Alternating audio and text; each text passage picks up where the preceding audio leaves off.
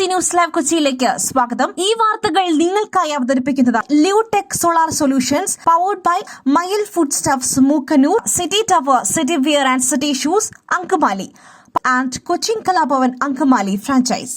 2 ഡോൾഫിനുകൾ കടലിൽ ചത്തുപൊങ്ങി. കാരണം കൊച്ചി കപ്പൽ അപകടം. കത്തയച്ച് വനംവകുപ്പ്. കടൽ തീരത്ത് 2 ഡോൾഫിനുകൾ ചത്തുപൊങ്ങിയത് കൊച്ചി കപ്പൽ അപകടത്തെ തുടർന്ന് മാലിന്യങ്ങൾ മുങ്ങിയതിനാലാണോ എന്ന് സംശയിക്കുന്നതായി വനംവകുപ്പ്. ഈ സംശയം ഉന്നയിച്ച് ചാലക്കുടി DFO സംസ്ഥാന പരിസ്ഥിതി വകുപ്പ് ഡയറക്ടർക്ക് കത്തയച്ചു. ജൂൺ 26-നാണ് ആദ്യത്തെ ഡോൾഫിന്റെ ജഡം കടൽ തീരത്ത് പൊങ്ങിയത്. മണ്ണുത്തി വെറ്റിനറി കോളേജിൽ പോസ്റ്റ്മോർട്ടം നടത്തി. 27-നാണ് അതേ സ്ഥലത്ത് രണ്ടാമത്തെ ഡോൾഫിന്റെ ജഡം പൊങ്ങിയത്. അഴുകിയതിനാൽ സാമ്പിൾ ശേഖരിക്കുവാൻ കഴിഞ്ഞില്ല. ഈ 2 സംഭവങ്ങൾക്കും കൊച്ചി കപ്പൽ അപകടവുമായി ബന്ധമുണ്ടോ എന്ന് സംശയിക്കുന്നതായാണ് DFOയുടെ കത്തിൽ പറയുന്നത്. ഈ മാസം 1-നാണ് കത്തയച്ചത്.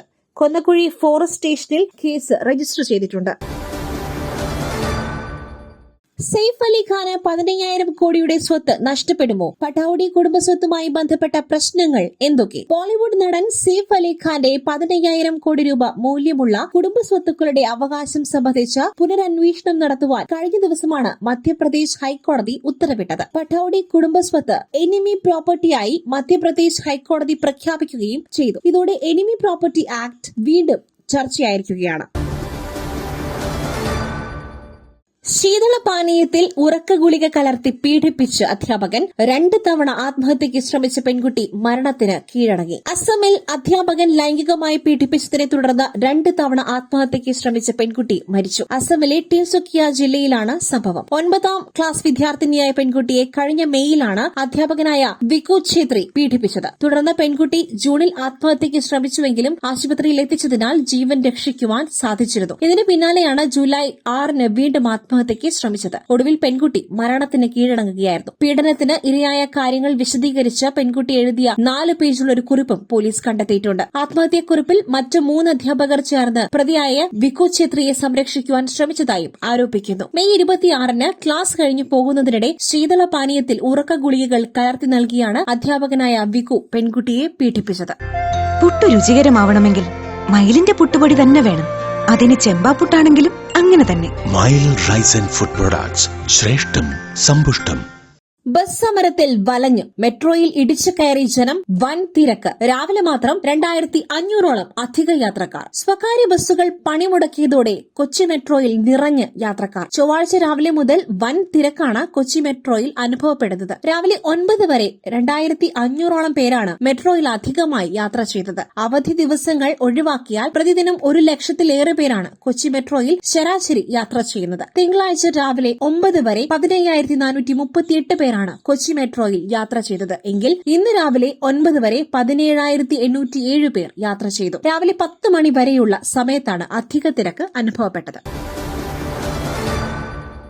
തലപ്പാറ അപകടം. സ്കൂട്ടറിൽ നിന്നും തോട്ടിൽ വീണ യുവാവിന്റെ മൃതദേഹം ലഭിച്ചു. മലപ്പുറം തലപ്പാറയിൽ കാറിടിച്ച് തോട്ടിൽ വീണ സ്കൂട്ടർ യാത്രക്കാരന്റെ മൃതദേഹം ലഭിച്ചു. കിഴക്കൻ തോട്ടിൽ മുട്ടിച്ചിറ ചോനാരി കടവിൽ നിന്നും 100 മീറ്റർ താഴ്ഭാഗത്ത് നിന്നാണ് മൃതദേഹം ലഭിച്ചത്. വലിയ പറമ്പ് സ്വദേശി ചാന്ദ് അഹമ്മദ് കോയ ഹാജിയുടെ മകൻ മുഹമ്മദ് ഹാഷിറാണ് മരിച്ചത്. ഞായറാഴ്ച വൈകിട്ട് 6:35-നായിരുന്നു അപകടം. അഗ്നിശമന സേന, NDRF, വിവിധ സന്നദ്ധ സംഘടനകൾ, നാട്ടുകാർ എന്നിവരുടെ നേതൃത്വത്തിൽ 2 ദിവസമായി തിരച്ചിൽ നടത്തിയിരുന്നു.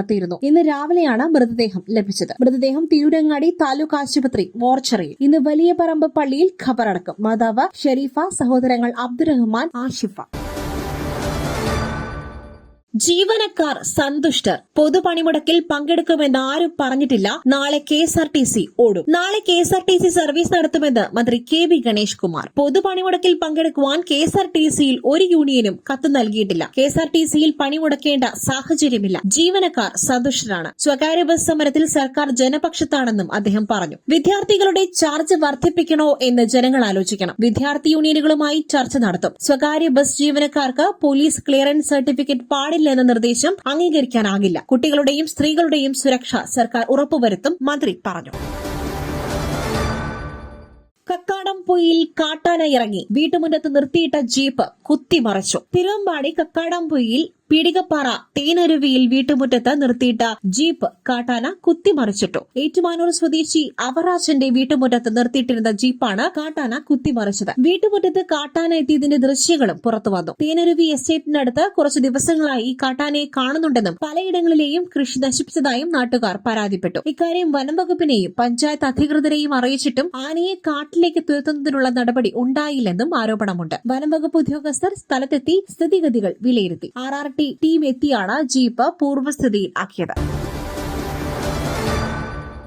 ട്രംപിന് സമാധാന നൊബേൽ നൽകണം. നാമനിർദ്ദേശം ചെയ്ത് നെതന്യാഹു വാവ് വളരെ നന്ദിയെന്ന് മറുപടി. അടുത്ത വർഷത്തെ സമാധാന നൊബേൽ സമ്മാനത്തിന് US പ്രസിഡന്റ് ഡൊണാൾഡ് ട്രംപിനെ നാമനിർദ്ദേശം ചെയ്ത് ഇസ്രായേൽ. തിങ്കളാഴ്ച വൈറ്റ് ഹൌസിൽ നടന്ന അത്താഴ വിരുന്നിനിടെ നൊബേൽ കമ്മിറ്റിക്ക് അയച്ച നാമനിർദ്ദേശ കത്തിന്റെ പകർപ്പ് ട്രംപിന് ഇസ്രായേൽ പ്രധാനമന്ത്രി ബെന്യാമിൻ നെതന്യാഹു കൈമാറി. സമാധാനം കെട്ടിപ്പടുക്കുന്നതിൽ ട്രംപ് വഹിച്ച വലിയ പങ്കിനെ തുടർന്നാണ് തീരുമാനമെന്ന് നെതന്യാഹു പറഞ്ഞു. മറ്റൊരു വാർത്തയുമായി കണ്ടുമുട്ടുന്നതുവരെ നന്ദി, നമസ്കാരം.